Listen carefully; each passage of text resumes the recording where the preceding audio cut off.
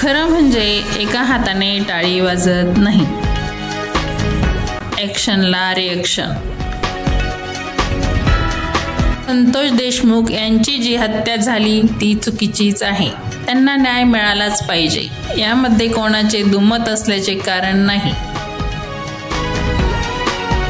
परंतु आरोपी सुदर्शन घुले व इतर यांना अगोदर जी 15 ते 20 जणांच्या टोळक्याने अमानुषपणे मारहाण केलेली आहे, ही जी घटना घडलेली आहे ती ॲक्शनला रिॲक्शन आहे, बाकी काही नाही.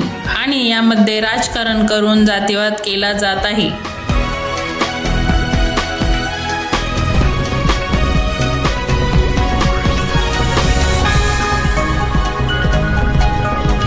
आरोपींना कायद्याने शिक्षा ही झालीच पाहिजे, परंतु त्याआडून सर्व समाजामध्ये तेढ निर्माण होता कामा नये.